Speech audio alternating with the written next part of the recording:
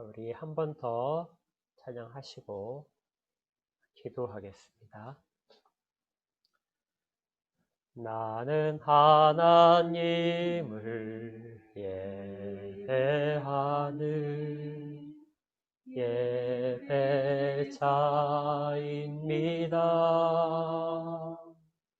내가 서 있는 곳 어디서나 하나님을 예배합니다. 내 영혼 거룩한 은혜를 향하여 내 마음 완전한 하나님 향하여 이곳에서 바로 이 시간 하나님을 예배합니다. 함께 묵상 기도하심으로 주일 예배 하나님께 드리겠습니다. 하나님,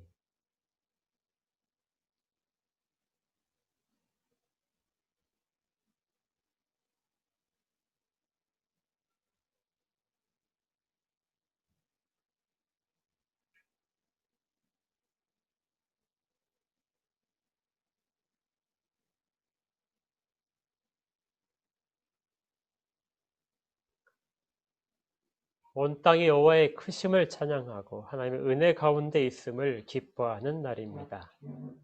주께서 이날 한가운데 함께 계셔서 각 처소에서 예배드리는 모든 영혼들을 붙들어 주시기를 원하고 하나님께만 영광을 돌리는 예배가 되도록 인도하여 주시옵소서.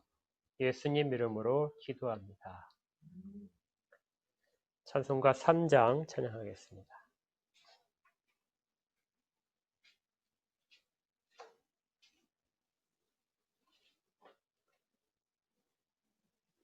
성부 성자와 성령 찬송과 영광 돌려보내세.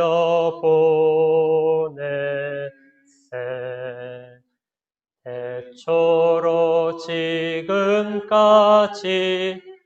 또 영원 무궁토록 성삼위께 영광 아멘. 사도신경으로 신앙을 같이 고백합니다. 사도신경을 같이 읽도록 하겠습니다. 시작.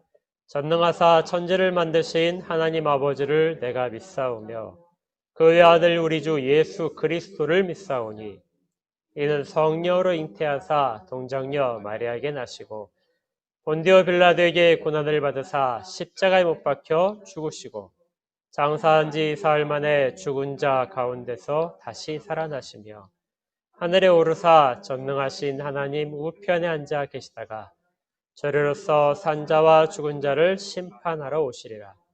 성령을 믿사오며 거룩한 공예와 성도가 서로 교통하는 것과 죄를 사하여 주시는 것과 몸이 다시 사는 것과 영원히 사는 것을 믿사옵나이다. 아멘. 찬송가 35장 찬양합니다. 큰 영화로신 주 이곳에 오셔서 이 모인 자들로 주 백성 삼으사 그 중에 항상 계시고 그 중에 항상 계시고 큰 영광 나타내소서.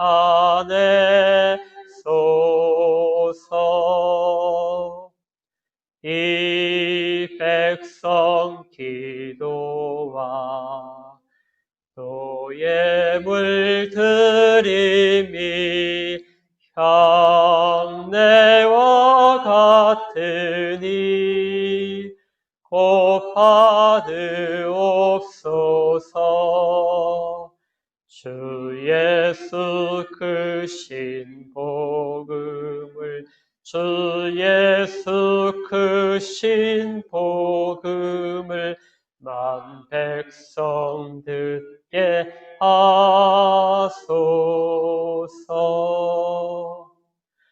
또 우리 자손들 다 주를 기리고 저 성전 돌같이 긴하게 하소서.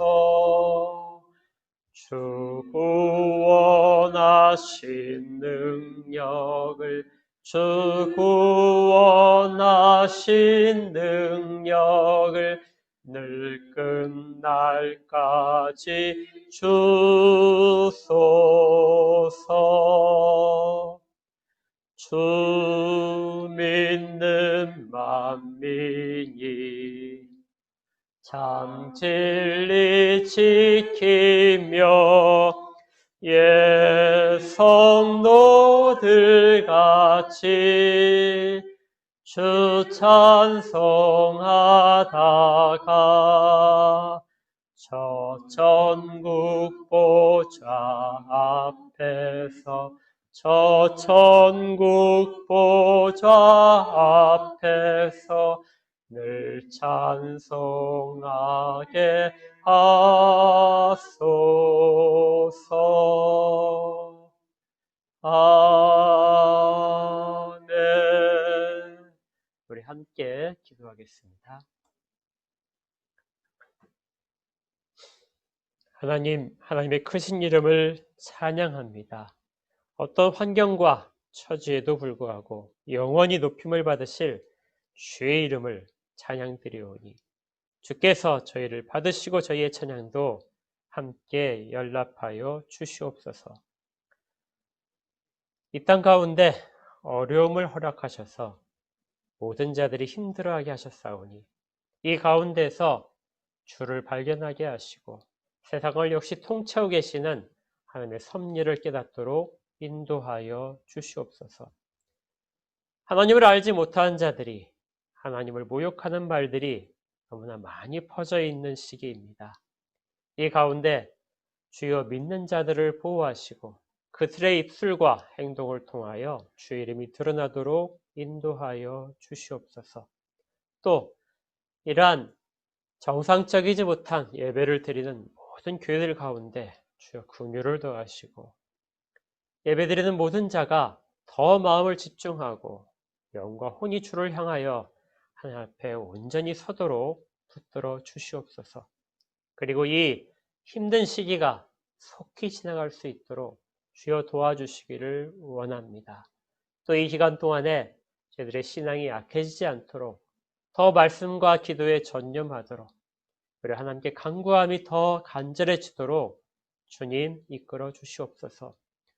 주 앞에 모여 예배드리지 못하는 슬픔들을 간직하고 서로를 위하여 더 따뜻한 마음으로 위로하게 하시고 서로를 더 기억하게 하셔서 이 기회를 통하여 성도 간의 사랑이 더 넘치도록 인도하시기를 원합니다. 각자의 모든 가정들 가운데 주께서 허락하신 영혼들이 있사오니 그 모든 영혼들이 하나같이 주 안에서 믿음의 고백 있게 하시고 또 삶에서의 그리스도의 향기가 드러나도록 인도하여 주시옵소서. 각 가정마다의 소원들이 있습니다. 건강의 문제로 기도하는 영혼도 있고 또 취업 문제로 기도하는 영혼, 또 사업 문제로, 직장 문제로, 사람과의 갈등 문제로, 그리고 진학 문제로 여러 가지 문제로 고민하는 모든 자들이 주 앞에 아뢰는 기도 가운데 주님 역사하여 주시고 그 기도를 통하여 주께서 가장 원하시는 선한 뜻이 드러나도록 인도하여 주시옵소서. 그리고 무엇보다 기도하는 순간 하나님의 은혜와 평강이 넘치시기를 원합니다. 저희들의 직장과 사업장들을 지키시고 저희들이 서 있는 곳이 바로 예배하는 곳이라는 것을 늘 잊지 않게 하셔서 그곳에서 저희들의 모든 행동이 그리스도를 드러내도록 도와주시옵소서.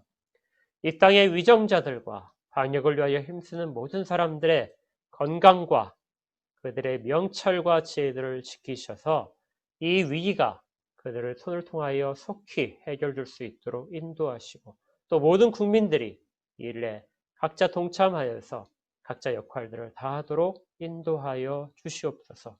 그리고 이 땅 가운데 세계의 모든 나라에서도 주의 은혜로 말미암아 이 일들이 잘 극복될 수 있도록 인도하시고 특별히 교회들을 붙드셔서 교회가 바로 설 수 있도록 이 위기를 잘 극복할 수 있도록 도와주시기를 원합니다. 이제 주의 말씀을 받고자 합니다. 하나님의 말씀이 저희들 가운데 살아서 운동할 수 있도록 친히 역사하여 주시고 이 말씀을 통하여 저희의 삶이 비춰보게 하시고 그리고 새롭게 나아갈 길들을 열어 주시옵소서. 온전히 하나님께만 영광 돌리기를 원합니다. 주님께서 주장하여 주시옵소서. 예수 그리스도 이름으로 기도합니다. 아멘.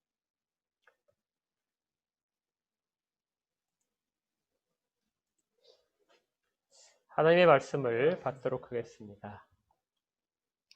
하나님의 말씀은 사도행전 26장입니다. 26장 9절부터 23절까지의 말씀인데요. 자, 다 찾으신 줄 알고 제가 하나님의 말씀을 읽도록 하겠습니다. 나도 나사렛 예수의 이름을 대적하여 많은 일을 행하여 될 줄을 스스로 생각하고 예루살렘에서 이런 일을 행하여 대제사장들에게서 권한을 받아가지고 많은 성도를 옥에 가두며 또 죽일 때에 내가 찬성 투표를 하였고 또 모든 회당에서 여러 번 형벌하여 강제로 모독하는 말을 하게 하고 그들에 대하여 심히 격분하여 외국 성에까지 가서 박해하였고 그 일로 대제사장들의 권한과 위임을 받고 다메섹으로 갔나이다. 왕이여 정오가 되어 길에서 보니 하늘로부터 해보다 더 밝은 빛이 나와 내 동행들을 둘러 비추는지라. 우리가 다 땅에 엎드러짐에 내가 소리를 들으니 히브리 말로 이르되 사울아 사울아 내가 어찌하여 나를 박해하느냐. 가시채를 뒷발질하기가 내게 고생이니라. 내가 대답하되 주님 누구시니까? 주께서 이르시되 나는 네가 박해하는 예수라. 일어나 너의 발로 서라. 내가 내게 나타난 것은 곧 내가 나를 본 일과 장차 내가 내게 나타날 일에 너로 종과 증인을 삼으려 함이니 이스라엘과 이방인들에게서 내가 너를 구원하여 그들에게 보내어 그 눈을 뜨게 하여 어둠에서 빛으로 사탄의 권세에서 하나님께로 돌아오게 하고 죄사함과 나를 믿어 거룩하게 된 무리 가운데서 기업을 얻게 하리라 하더이다.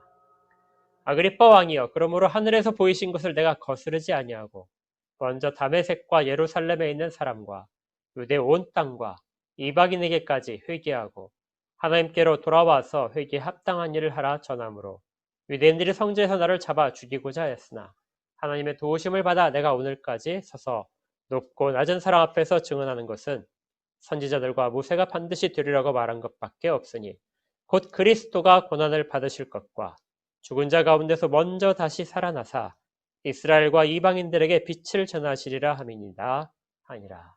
아멘.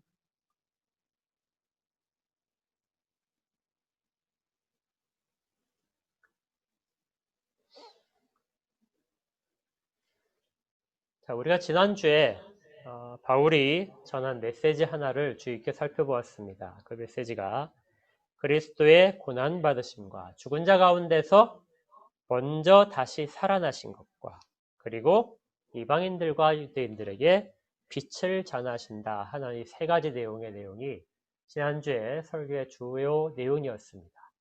그래서 부제가 돌고 돌아 다시 복음이다. 역시 그리스도로 돌아갈 수밖에 없다 하고 말씀드렸었죠. 사실 바울이 그 사역을 하면서 전한 메시지는 크게 두 가지입니다. 두 가지 큰 메시지를 전하는데 첫 번째는 우리가 지난주에 살펴봤던 그리스도의 죽으심, 고난받으심과 죽으심과 부활과 그 다음에 그리스도의 복음이 전파되는 것. 이것이 바울이 전한 첫 번째 주제였고요. 두 번째 주제는 그 위에 나타나 있는 20절에 있는 내용입니다. 먼저 다메섹과 예루살렘에 있는 사람과 온 유대 땅과 이방인에게까지 회개하고 하나님께로 돌아와서 회개에 합당한 일을 하라 전하였다. 오늘 우리가 살펴볼 본문은 이 바로 두 번째 내용, 회개에 관련된 부분입니다. 이 문장은 세 가지로 이루어져 있는데요. 첫 번째는 먼저 회개하라 하고 이렇게 나와 있고요. 두 번째는 하나님께로 돌아오라. 세 번째는 회개에 합당한 일을 하라. 이 세 가지가 회개에 관련된 바울이 전한 주요 내용이 되겠습니다. 그러니까 바울은 두 가지를 했다는 걸 꼭 기억하셔야 돼요. 바울은 첫 번째는 회개에 관한 내용을 전했고 두 번째는 그리스도에 관한 내용을 전했다는 것이죠. 오늘은 이 회개가 무엇인지, 바울이 전한 회개가 왜 그렇게 중요한지, 왜 큰 메시지 두 개 중에서 하나가 회개에 관련된 것인지를 우리 함께 살펴볼 것입니다. 우리가 보통 회개라고 하게 되면 어떤 일들을 보통 생각하시죠? 회개는 우리가 어떤 감정적인 후회, 그 다음에 깊은 통곡, 슬픔, 이러한 것들이 우리 가운데서 이렇게 좀 회개라는 부분에서 일반적으로 갖게 되는 생각인 것 같습니다. 예를 들어서 다윗 같은 경우에 다윗의 그 죄를 범한 다음에 다윗이 했던 그 수많은 통곡들, 그다음 슬픔들, 이러한 것들이 우리 가운데도 잘 알려져 있는 것이죠. 그런데 우리가 이런 차원에서 그 성경을 보게 되면 좀 오해를 할 수 있습니다. 우리가 죄를 지은 것을 깨닫고 그 깨달은 죄에 대해서 슬퍼하고 하는 부분들이 회개의 분명한 요소이긴 한데요. 이렇게 하다 보게 되면 우리가 어떤 감정적인 내용이 우선되어야 되고 감정에 따라서 어떤 행동을 하는 것 자체가 마치 회개의 전체인 것처럼 그렇게 착각할 수가 있기 때문입니다. 성경에서는 이러한 부분도 중요하지만 이것보다도 훨씬 더 깊은 본질적인 내용이 있음을 우리에게 알려줍니다. 만약에 우리가 회개를 이처럼 감정적인 부분과 입술에 의한 고백이라든지 이러한 것들로 깊은 슬픔으로만 이해를 한다면 우리는 두 가지의 커다란 궁금증을 가질 수밖에 없습니다.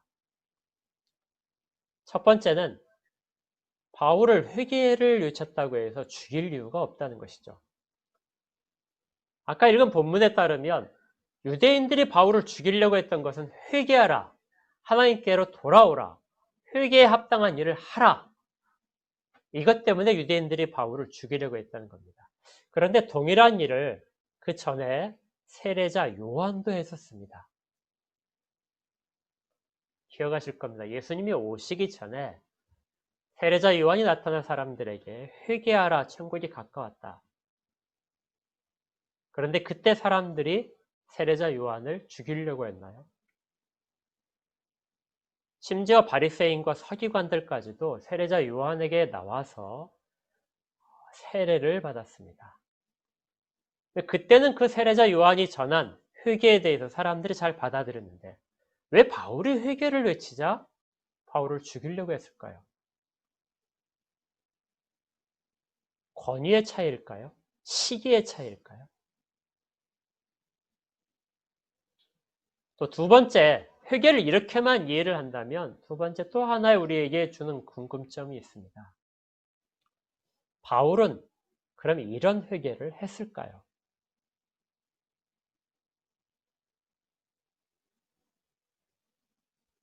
바울은 분명히 우리가 오늘 본문에서 읽은 것처럼 많은 기독교인들을 핍박했습니다. 그리고 심지어 그들을 고문하고 그들이 자기의 신앙을 버리도록 그렇게 강요하기까지도 했습니다. 아마 많은 사람들이 고문을 못 이겨서 배교를 했을 수도 있습니다. 근데 그런 앞장섰던 사람이 바울이었던 거죠. 그런 바울이 부활하신 예수님을 만난 다음에 그리스도인이 되었습니다. 그리고 심지어 사도가 되었습니다. 그렇다면 그는 이전에 자기가 지었던 죄들, 많은 그리스도인들을 죽이고 핍박했던 그 죄들을 회개하지 않았을까요? 만약에 회개를 그렇게 우리가 알고 있는 것처럼 슬픔으로만 표현할 수 있다면 바울이 회개한 것은 성경에 있는 어떤 사람들보다도 더 깊은 통곡과 후회와 눈물들이 있었을 겁니다. 여러분들이 기억하시죠? 회개에 대해서 우리가 가장 대표적으로 아는 것이 다윗이 밧세바를 범한 후에 그의 남편이 우리아를 일부러 죽이게 되죠. 그리고 나서 선지자 나단이 가서 책망을 하자 바울이 주 앞에 엎드려 엄청 울게 됩니다. 그렇게 울을 때 얼마나 그가 많이 울었는지 그의 눈물 때문에 침상이 그 눈물 위에 떠서 다닐 정도가 되었다. 침상을 띄울 정도로 눈물을 많이 흘렸다는 그런 표현들은 바울이 얼마나 깊은 통곡을 했는지를 알려줍니다. 다윗이 그랬던 거죠. 바울이 그렇다면 바울은 그것보다도 훨씬 더 큰 통곡을 하지 않았을까요? 분명히 했을 겁니다. 그런데 성경 어디에도 이 부분에 대한 기록이 나타나지 않습니다.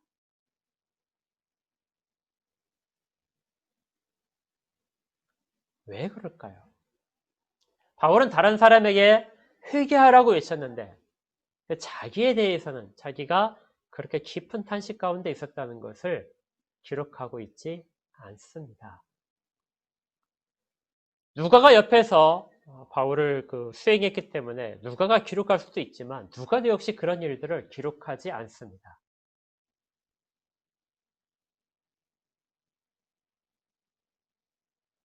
분명히 바울이 깊은 통곡을 했음에도 불구하고 기록하지 않은 이유가 무엇일까요? 그것이 만약에 기록되어 있다면 우리는 그 본문을 읽으면서 굉장한 감동을 받을 겁니다. 우리도 그렇게 깊이 탄식할 수 있는 사람들이기 때문이죠. 공감을 하면서 우리의 눈물도 바울과 같이 함께 있을 겁니다. 그런데 성경에서는 바울의 통곡이 기록되어 있지 않다는 것이죠. 단지 바울이 눈물을 흘린 것은 기록에 따르면 에베소 장로들을 만날 때, 바울이 예루살렘에 올라갈 때 자기가 잡혀 죽을 거라는 걸 예상을 하고 올라오죠. 그때 에베소 장로들을 만나서 이야기할 때 내가 3년 동안 너희들과 같이 지냈는데 그때 내가 모든 기도와 눈물로, 간구와 눈물로 너희들 가운데 있었다. 너희들을 섬겼다. 바울은 매우 감정적인 사람입니다. 그가 어떤 감정이 무뎌가지고 그런 것이 아니라 그의 감정이 매우 예민했던 사람입니다. 그래서 그는 많은 눈물을 흘렸고요. 그 다음에 마지막으로 에베소 장로들과 작별하는 장면에서도 서로 기도한 다음에 서로를 붙들고 모두가 다 같이 울었다고 기록되어 있습니다. 그런데 더 중요한 회개에 대한 눈물은 왜 없을까요? 성경에서 말하는 회개의 본질이 눈물에 있지 않기 때문입니다.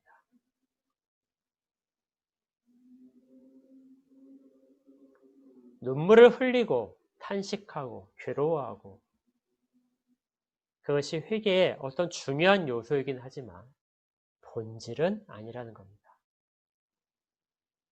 회개의 더 깊은 본질은 자기에 대한 심판입니다.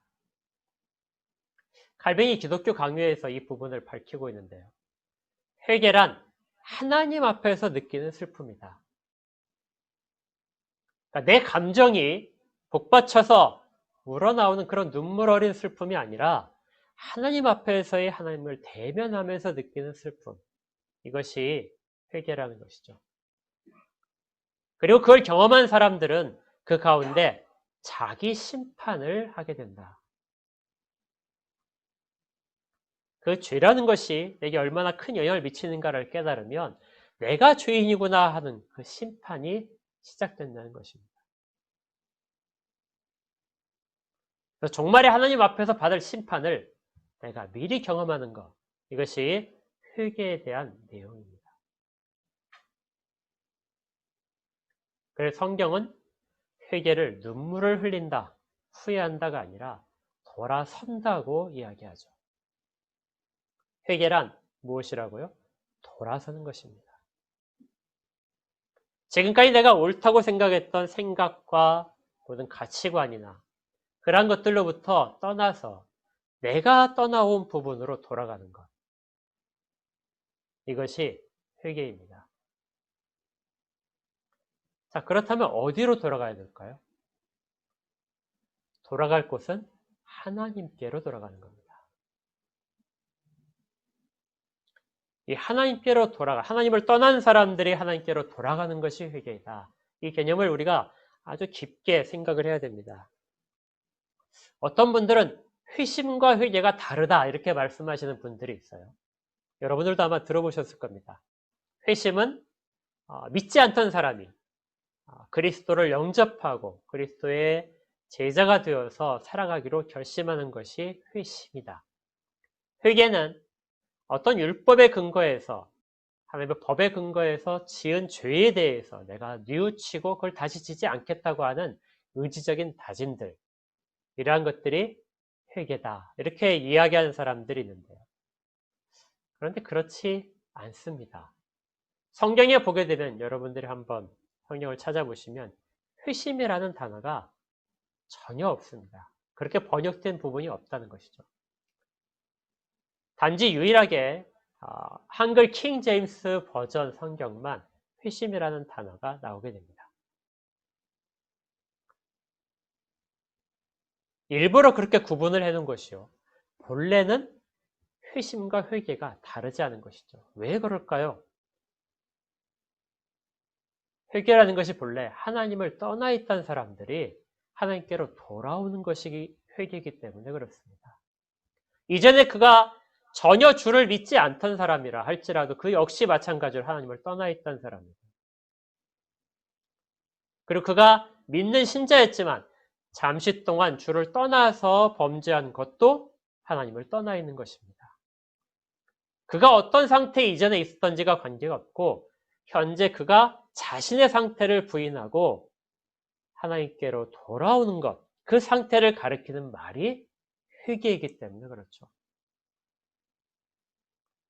그래서 회개는 우리에게 언제나 요구되는 것입니다. 내가 한 번 회개했다고 해서 나의 회개가 더 이상 필요 없는 것이 아니고 내가 하나님께로부터 떨어져 있다는, 하나님의 법을 무시하고 떨어져 있고 멀리 갔다는 생각이 들게 되면 주를 향해서 다시 돌아서는 것이 회개이기 때문에 우리는 늘상 회개를 가까이 해야 됩니다. 이건 우리가 죄인이라는 것에 대한 강조도 아니고요. 마땅히 해야 될 부분입니다. 그래서 바울이 회개를 이렇게 강조했던 것이죠. 그런데 그렇다면 아까 그 회개에 관해서 우리가 궁금했던 점 첫 번째가 왜 세례자 요한이 이 회개를 선포할 때는 사람들이 다 호응을 했는데 왜 바울이 회개를 선포할 때는 그러지 않았을까요? 바울이 26장에 아그리빠 왕의 앞에서만 그렇게 이야기한 것이 아니고요. 바울은 언제나 이 이야기를 했었습니다. 사도행전 20장 21절 보시면요. 화면에 나올 텐데 유대인과 헬라인들에게 하나님께 대한 회개와 우리 주 예수 그리스도에 대한 믿음을 증언한 것이다. 바울이 유대인들 앞에서 성전 밖에서 유대인들에게 이야기할 때 이 두 가지 점, 회개와 그리스도에 대한 믿음을 강조했던 것입니다. 그러자 그들이 돌을 들어 치려 했습니다. 왜 바울을 죽이려 했을까요? 회개가 그렇게 나쁜 내용이었을까요? 이 회개에 대해서 우리가 가장 잘 알고 있는 성경 구절이 있습니다. 아마 온 성경 중에서 이 구절보다 더 회개에 대해서 잘 이야기하고 있는 구절은 없을 것입니다. 아까 여러분들 그 누가복음 찾아보자고 했었죠? 누가복음 15장을 보겠습니다.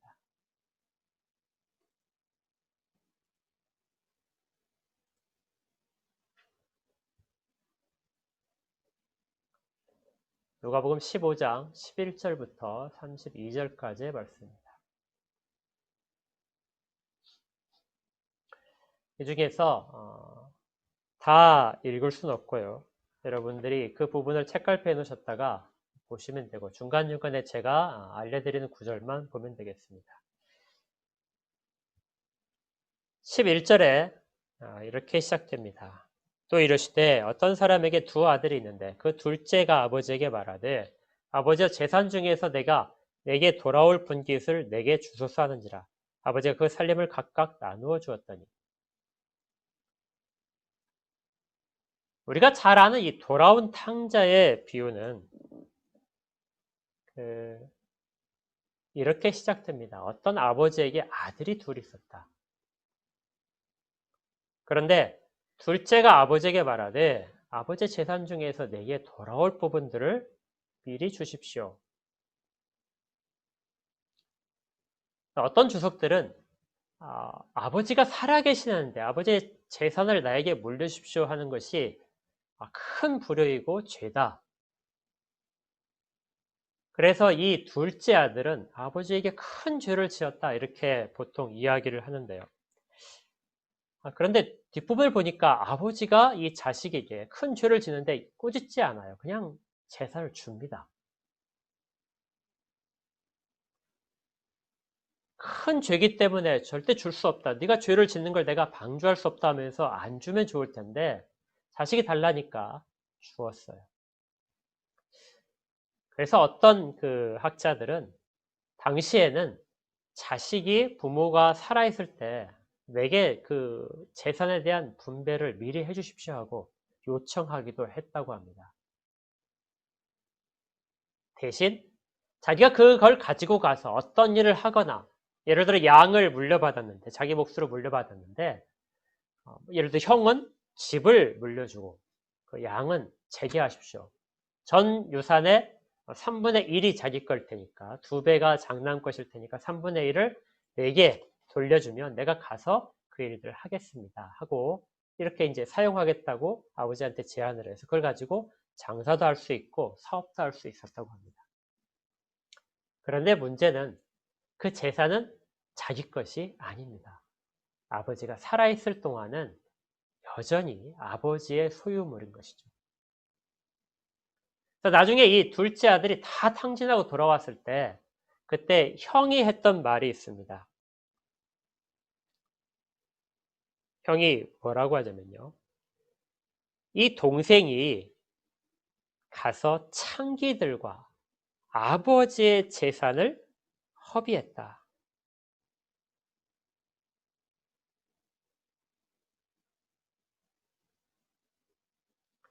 아버지의 살림, 30절에 나오는데 아버지의 살림을 창녀들과 함께 삼켜버린 이 아들이다. 그러니까 아버지가 자식에게 재산을 다 주었다면 그걸로 전혀 이제 아버지가 상관할 게 아닌데 여전히 큰아들은 아버지의 살림을 다 탕진해버렸다. 그러니까 이 둘째 아들에게는 물려주긴 하지만 그걸 판매를 해서 처분을 해서 자기 것으로 할 수 있는 권한이 없었다는 겁니다. 그런데 이 둘째 아들은 그걸 한 것이죠. 그걸 물려주기가 무섭게 그걸 가지고 가서 모두 다 돈으로 바꿨습니다. 그리고 집을 나가버렸습니다. 그 둘째 아들이 집을 나가서 어디로 갔느냐? 13절에 재물을 다 모아가지고 먼 나라로 갔습니다. 먼 나라로 갔다는 것은 이 아버지로부터 떠나고 싶었던 것이죠. 사실 이 둘째 아들이 이해가 안 되는 것은 아닙니다. 아버지가 좀 완고했을 수 있어요. 그리고 형과의 사이도 그렇게 좋지 않을 수 있습니다. 또 둘째들이 보통 다 독립심이 훨씬 더 강하죠. 그래서 집을 나가겠다고 생각을 했는데 먼 나라로 갔습니다. 그러니까 이전에 자기의 모든 삶으로부터 떠나겠다는 것이었죠. 그리고 거기서 그는 허랑방탕하게 지냈습니다.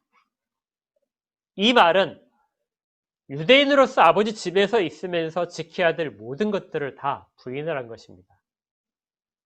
안식일을 지킬 필요도 없고요. 율법 조항도 지킬 필요도 없습니다.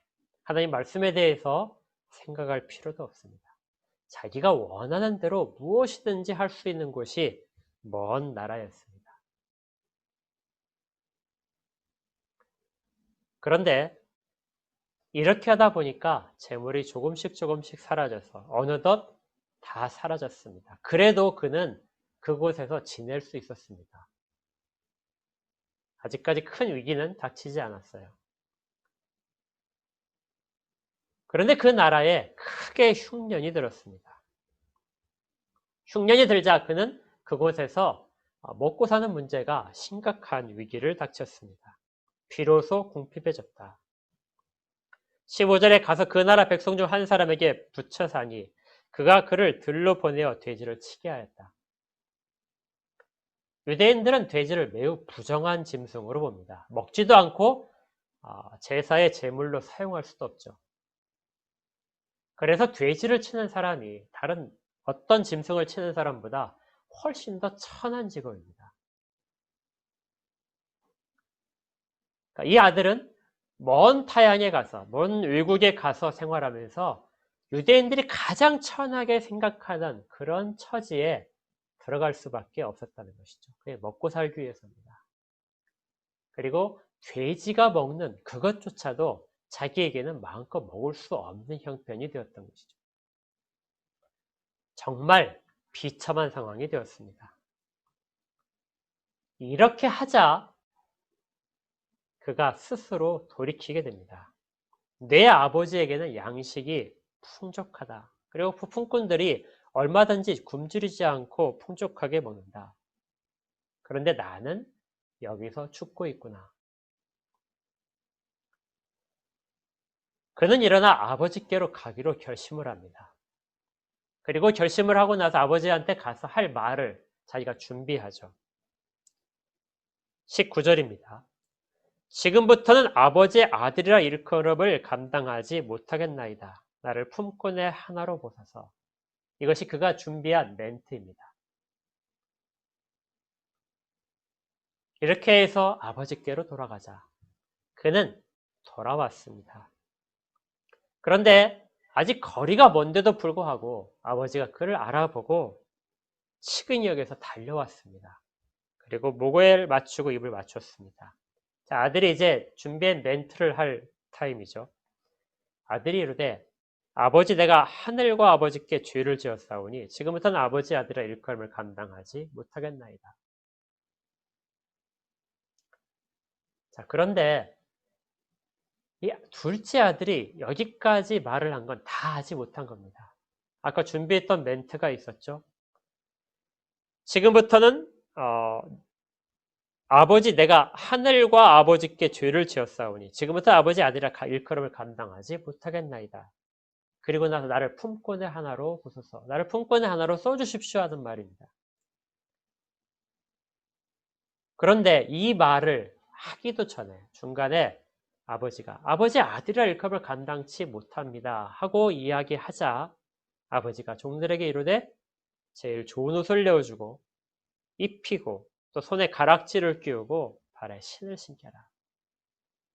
아들로서 다시 받아들이는 모습입니다. 이 비유는 가장 중심적인 메시지가 뭐냐면요. 바로 회개입니다.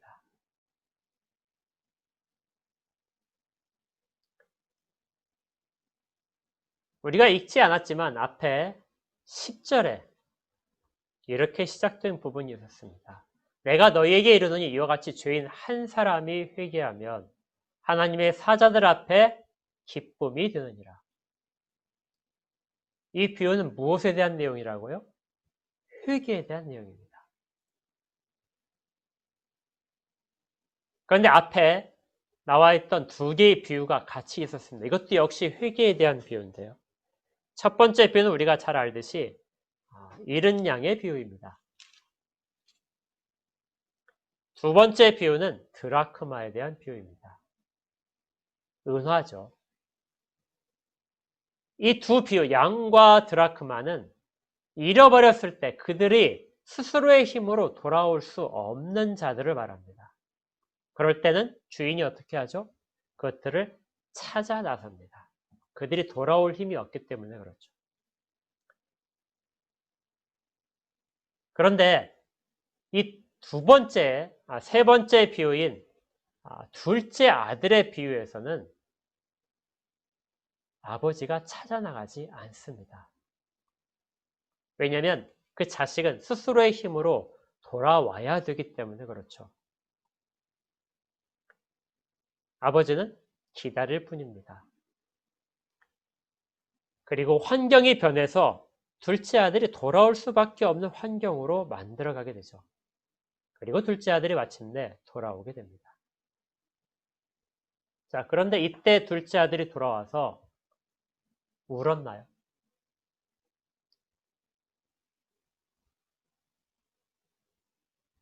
둘째 아들이 아버지 앞에서 정말 돌아왔다면 우리 같은 생각에는 회개를 하기 위해서는 엄청 울었겠죠. 그런데 이 아버지와 아들 사이의 대화가 중요하지 거기에 있던 아들이 울었다든지 이러한 부분들은 나타나지 않습니다. 오히려 아버지가 아들을 측은하게 여겼을 뿐입니다.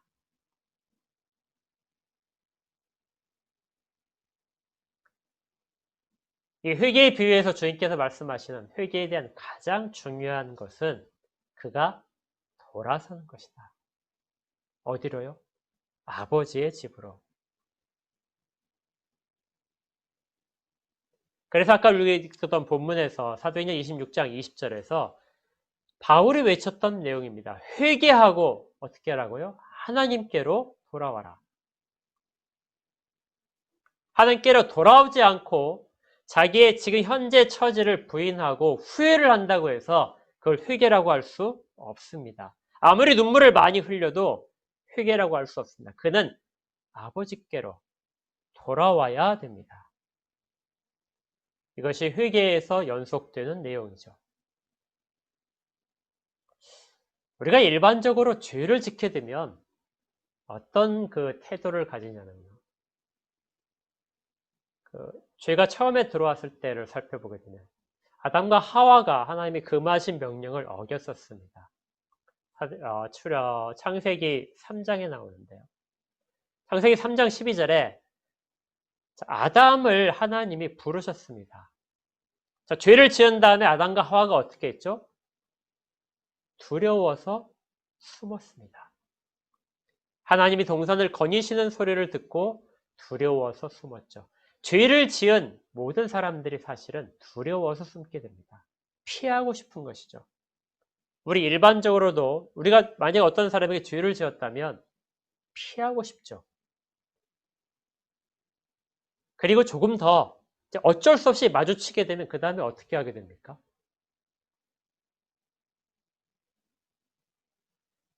어쩔 수 없이 마주치면 변명을 하죠. 그리고 때로는 내가 절대 그러지 않았다 하고 부인을 합니다. 그리고 오히려 더 뻔뻔한 사람들은 역공을 취하죠. 자, 그렇다면 최초의 범죄 후에 사람이 하나님 앞에 보인 모습은 어떨까요? 사람 사이에서는 그럴 수 있지만 사람이 하나님 앞에 죄를 지었을 때 사람은 하나님 앞에 어떤 모습을 보일까요? 아담이 그걸 잘 보여줍니다. 하나님이 첫 번째 아담에게 물으셨어요.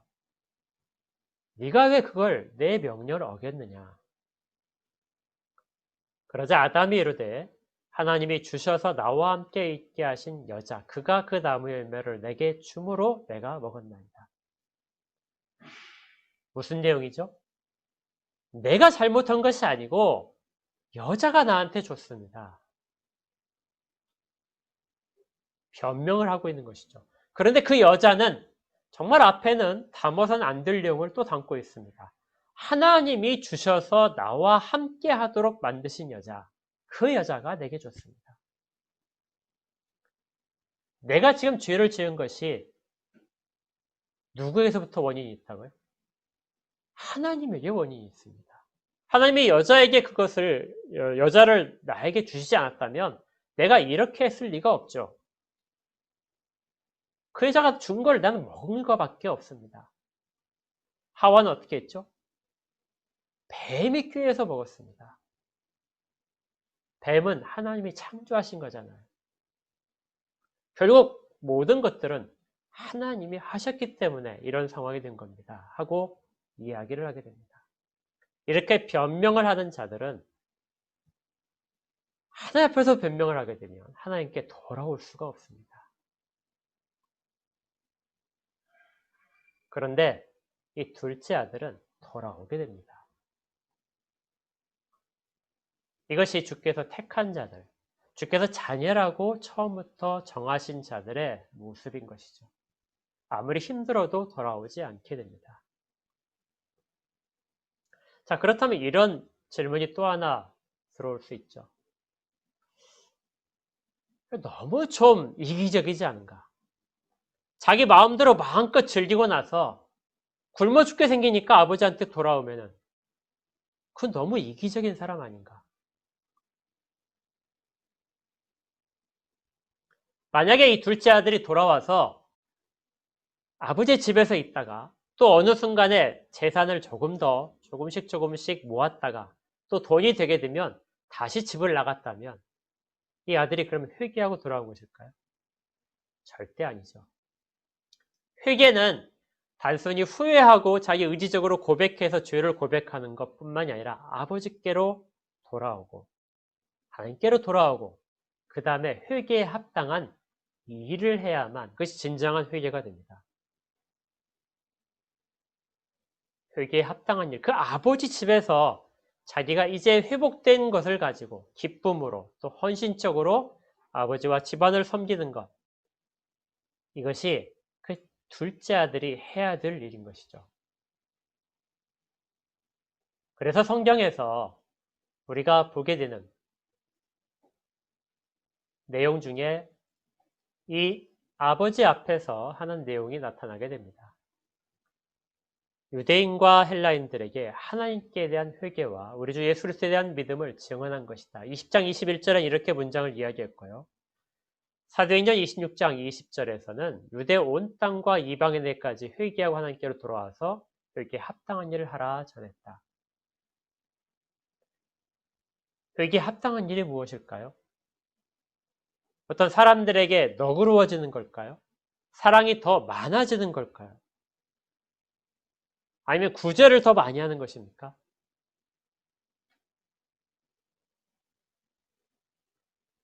이 두 개의 절을 보게 되면 그 내용이 바로 나타납니다. 빨간 글씨로 제가 써놓은 것이 하나님께 대한 회개.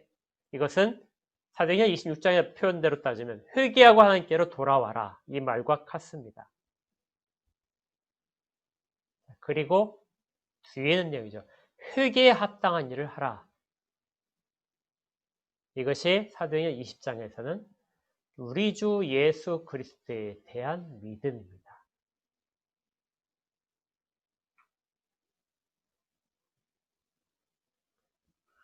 회개에 가장 합당한 일이 뭐라고요? 주 예수 그리스도를 믿는 것입니다. 그걸 믿을 때 그는 하나님 앞에서의 범죄함으로부터 하나님께로 돌아온 것에 대한 일을 하고 있는 것이죠. 이걸 믿는다면 그는 진실로 회개한 자가 됩니다. 그리스도를 주라 고백하지 않고 아무리 많은 후회와 회개와 그리고 하나님께로 돌아온다 하더라도 그 이후에 삶의 변화가 믿음에 근거하지 않는다면 그 모든 것들은 다 헛것이고 사기라는 것이죠. 여기에 대해서 또 다른 그 부분이 나타나게 됩니다. 아까 누가복음 계속 봤는데요. 이 둘째 아들이 돌아와서 아버지가 잔치를 벌이게 됩니다. 그런데 첫째 아들이 밭에 나가서 일을 하다가 둘째가 돌아왔다는 소식을 듣고 돌아오게 되죠. 그런데 잔치 분위기를 보고 매우 노하게 됩니다. 28절에 그가 노하여 들어가고자 하지 아니하였다.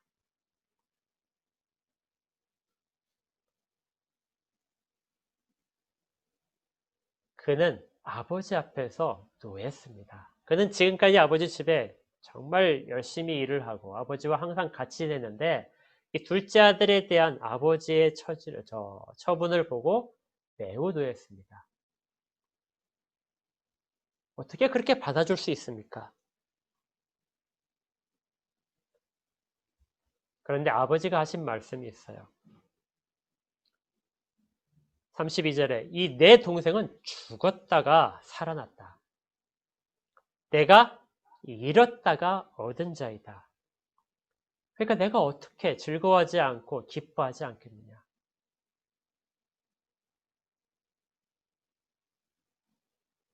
다시 받아들이는 것은 죽었다가 살아온 것이기 때문에 그를 받아들여주고 그를 다시금 아들로 삼는 것입니다. 아버지는 지금까지 그렇게 기다리셨던 것이죠. 그런데 첫째 아들은 이 처지를 보고 매우 분해서 아버지를 만나고자 하지도 않았습니다. 아버지가 친히 가서 만나야 됐죠. 이 상황에서 누가 더 아버지의 뜻 가운데 있을까요? 첫째 아들일까요? 둘째 아들일까요?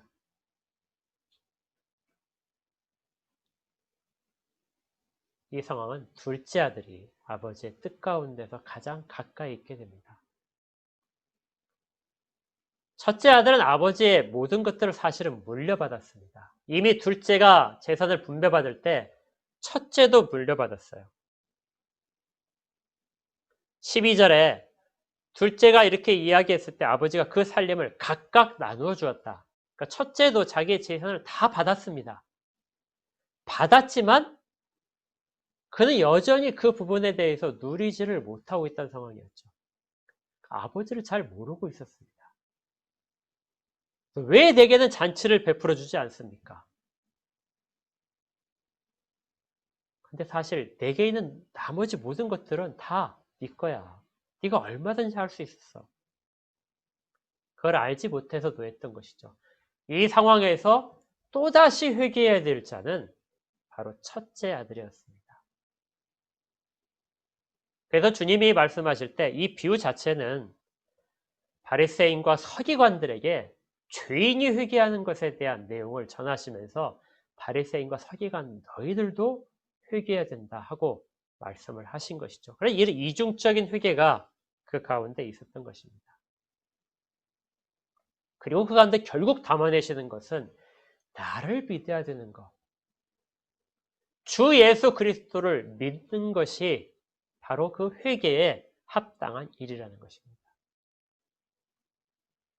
자, 왜 세례자 요한이 회개를 말했을 때는 사람들이 그렇게 받아들였다가 바울이 말하니까 왜 바울을 죽이려고 했다는 거. 이제 답을 아시겠죠.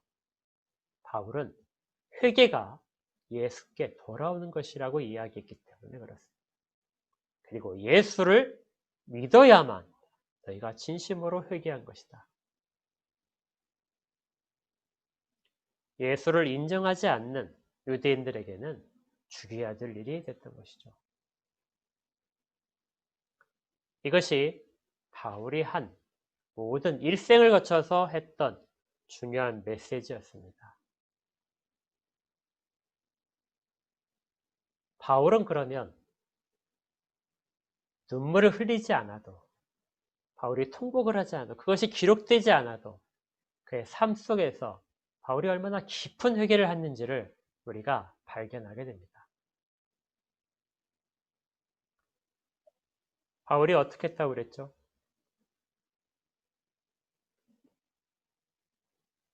하늘에서 보이신 것을 내가 거스르지 아니하였다.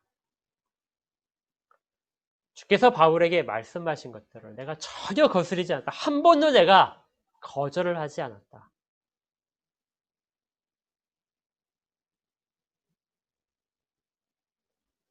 그리고 모든 곳에서 내가 그 메시지를 전했다.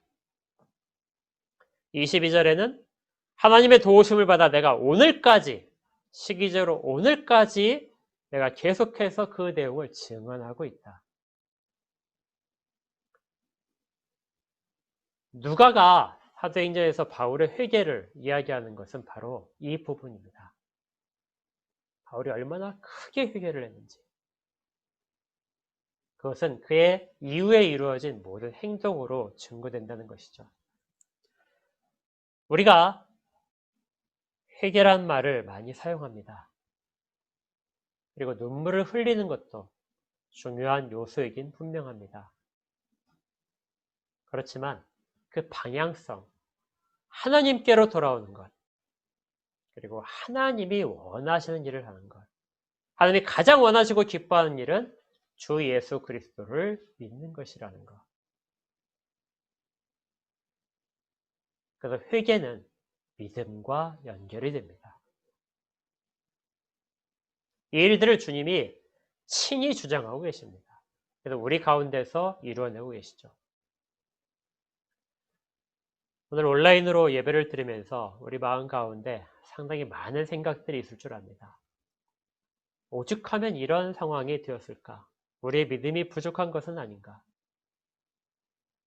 우리가 다 주님 앞에 슬픔을 가지고 서야 됩니다. 우리에게 혹시라도 부족한 부분이 있었다면 그 부분에 대해서 깊이 회개를 하고 돌아서서 그것이 신앙이 더 굳건하게 서가는 방향으로 이루어져야 될 것입니다.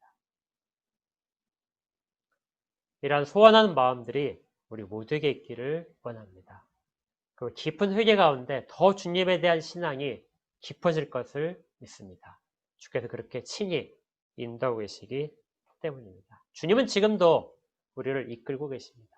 돌아오는 이유가 사업에 실패해서 돌아올 수도 있고, 육체적으로 질병이 들어서 사형 선고를 받고 돌아올 수도 있고, 또 인간적인 어려움 때문에 돌아올 수도 있지만 그 모든 것들을 개의치 않으시고 돌아오는 것 자체를 중요하게 여기시는 주를 깨닫기를 바랍니다. 내가 이전에 이런 모습이기 때문에 돌아갈 수 없어. 이런 상태에서 내가 고침을 받기 위해서 주 앞에 나간다면 나는 너무 이기적인 인간이지. 어떻게 그럴 수 있어? 이런 모든 것들은 다 자기에 대한 변명일 뿐입니다. 회개란 주님만을 생각하는 겁니다. 그 가운데 서야 되는 것이고 주를 믿으러 나오는 것. 이것이 진정한 회개입니다. 우리 한특교회 모든 성도들 가운데 주의 은혜가 충만히 임하실 것을 믿습니다. 또 힘들어하면서 주께 고백하는 모든 것들이 이러한 사랑으로 충만하신 주님의 은혜로 가득 채워질 것을 믿습니다. 우리 함께 기도하겠습니다. 하나님, 감사합니다. 저희들이 돌아서지 못할 때에도 저희들에게 돌아설 수 있는 환경들을 허락하셔서 주 품으로 돌아갈 수 있도록 하심을 감사드립니다. 이 일들이 저희들 가운데 일어날 때 잘 깨달을 수 있도록 하시고, 또 무엇보다 하나님께서 기뻐하신 것이 주 예수 그리스도에 대한 믿음이라는 것을 깨달아 더 믿음이 굳건해지는 소망들이 있게 하여 주시고 행동들이 있게 하여 주시옵소서. 예수 그리스도 이름으로 기도합니다. 아멘. 찬송가 272장입니다.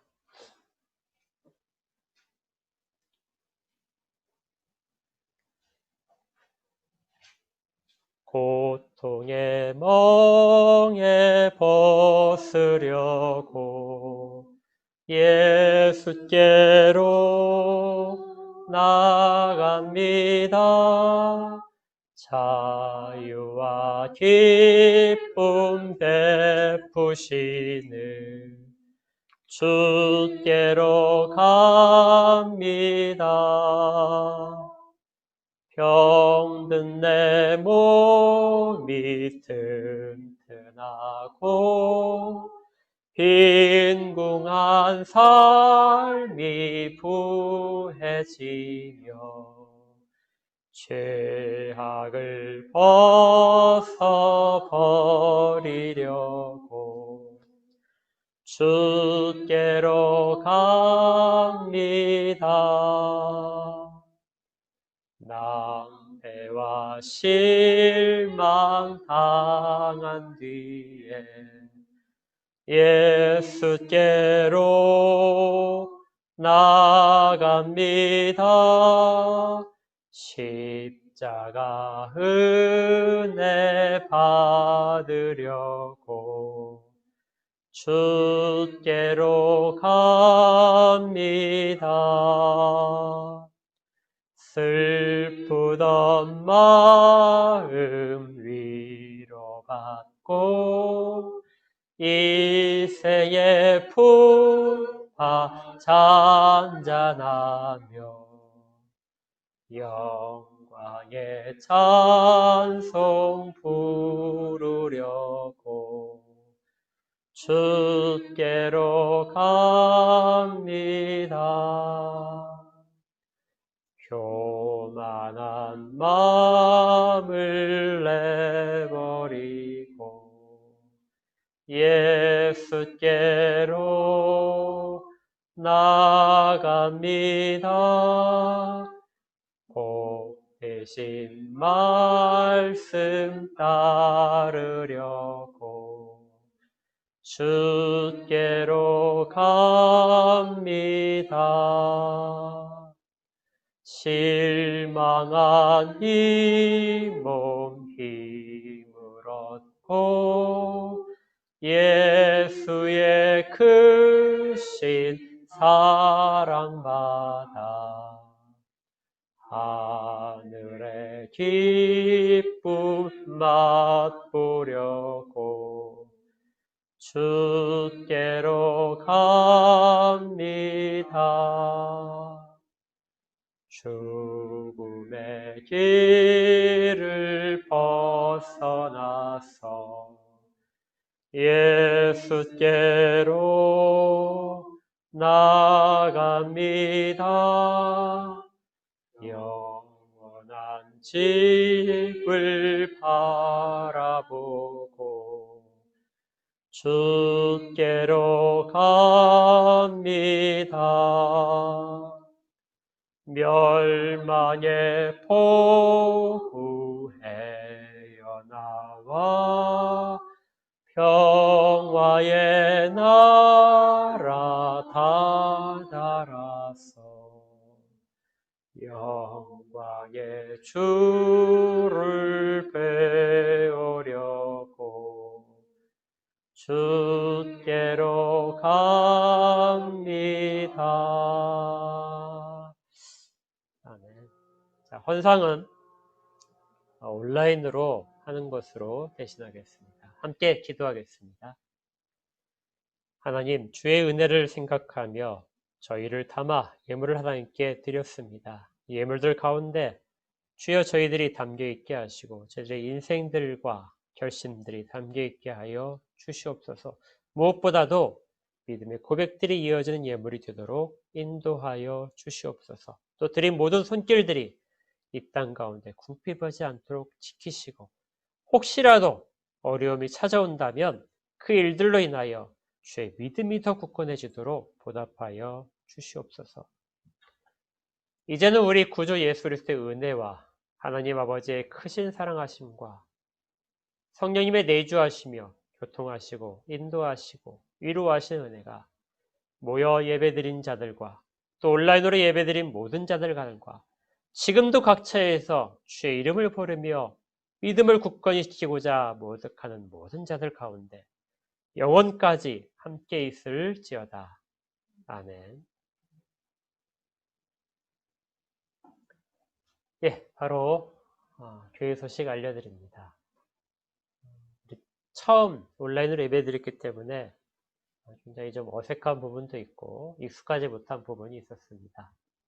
양해해 주시고 좀 더 예배에 더 집중하셨으면 좋겠습니다. 삼위일체 하나님의 은혜와 평강이 모든 가정에 함께 하시기를 축복합니다.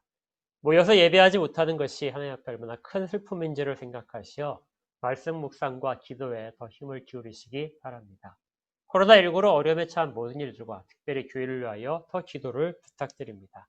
헌금은 단체 톡에 알려드린 바와 같이 하시면 됩니다. 자, 이번 주 성경 읽기는요, 에스겔서에 있는데요. 에스겔서 32장부터 36장까지의 내용입니다. 이 중에 특별히 33장을 했는데요. 33장 12절과 밑에 좀 오타가 있네요. 33장 14절에서 16절까지. 주 여호와의 말씀이니라. 나의 삶을 두고 맹세하노니 나는 악인이 죽는 것을 기뻐하지 아니하고 악인이 그의 길에서 돌이켜 떠나 사는 것을 기뻐하노라. 이스라엘 족속아 돌이키고 돌이키라. 가령 내가 악인에게 말하기를 너는 죽으리라 하였다 하자. 그가 돌이켜 자기 죄에서 떠나서 정의와 공의로 행하여 생명의 율례를 지켜 행하여 죄악을 범하지 아니하면 그가 반드시 살고 죽지 아니할지라. 그가 본래 범한 모든 죄가 기억되지 아니하리니. 뭐라고 되어 있죠? 회개하는 자에게 있어서 그가 본래 범한 모든 죄가 기억되지 아니할 거라는 겁니다. 그것이 크든지 작든지요. 그가 반드시 살리라. 이는 정의와 공의를 행하였습니다. 그가 회개에 합당한 일을 했기 때문에 그 회개가 사실과 진실이라는 것이죠. 생각하기에는 33장은 회개와 용서와 심판에 대한 내용입니다. 오늘 설교와 관련해서 말씀을 묵상해 보시기를 바랍니다. 예, 이제 모든 모임을 마치도록 하겠습니다. 여러분들 수고하셨습니다. 한 주간에도 평안하시기를 주의 이름으로 축복합니다.